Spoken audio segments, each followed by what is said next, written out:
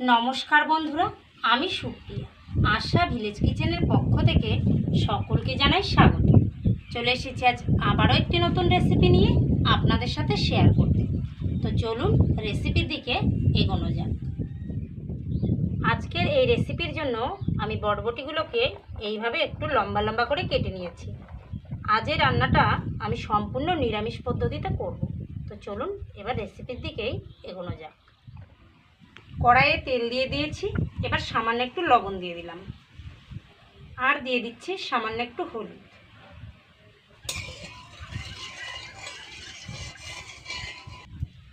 তেলটা গরম হয়ে গেছে, এবার পনিরগুলোকে হালকা করে ভেজে নেব।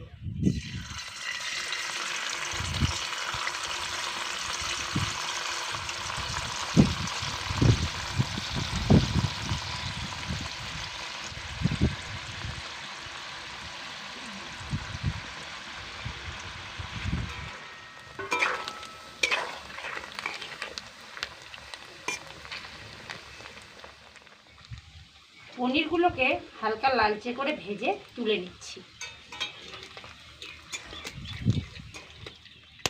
পনিরগুলোকে তুলে জলে দিয়ে দিলাম, যাতে পনিরগুলো একটু নরম হয়ে আসে, খুব শক্ত ভাব না হয়ে যায়।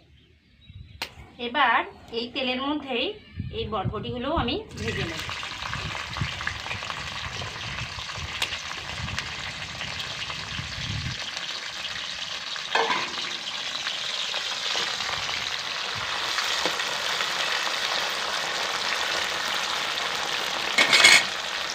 দিয়ে দিচ্ছি সামান্য একটু হলুদ, খুব সামান্য একটু লবণ দিয়ে দিলাম।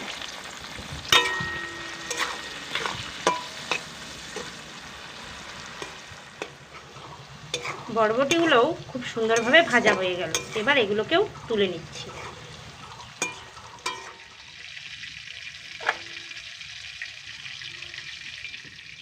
এই তেলের মধ্যেই ফোড়ন হিসাবে দিয়ে দিচ্ছি এলাচ, লবঙ্গ, দারচিনি আর দিয়ে দিচ্ছি হাফ চামচ জিরে।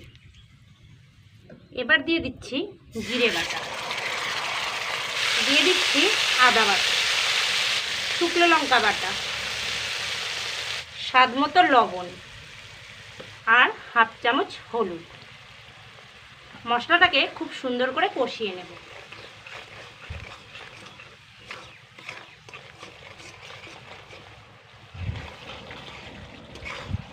মশলাটাকে 2-1 মিনিট নাড়াচাড়া করে নিয়ে এবার দিয়ে দিচ্ছি একটা টমেটো।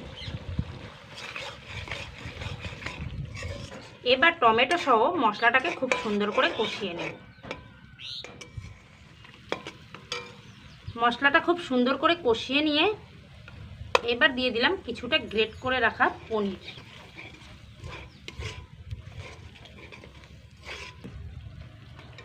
পনিরটাকে নেড়ে চেড়ে দিয়ে দিলাম সেই ভেজে রাখা বরবটিগুলো।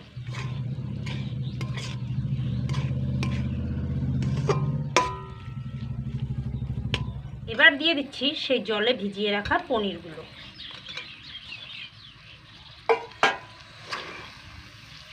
সমস্তটাই আরও 2-1 মিনিট কষিয়ে নেব।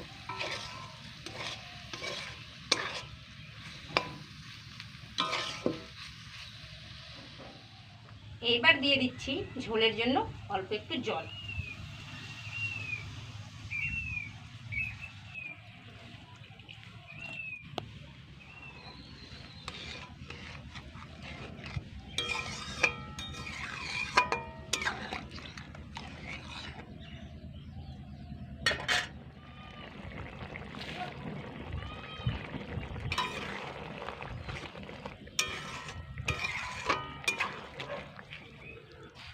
ঝোলটাকে বেশ কিছু সময় ফুটিয়ে নিয়ে দিয়ে দিলাম এলাচ আর দারচিনি বাটা।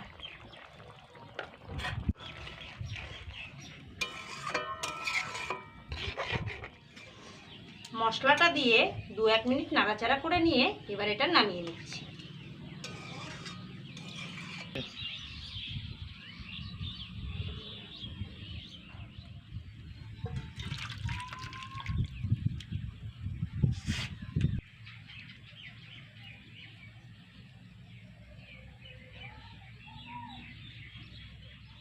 দেখতে দেখতেই রান্নাটা আমার হয়ে গেল। বটবটি আর পনির একবার এইভাবে তৈরি করে দেখবেন, আশা করছি খুবই ভালো লাগবে।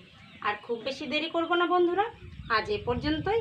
পরবর্তী কোনো ভিডিও নিয়ে আবারও আপনাদের সামনে চলে আসবো। ততক্ষণ ভালো থাকবেন, সুস্থ থাকবেন আর এইভাবেই আমাদের পাশে থাকবেন। নমস্কার।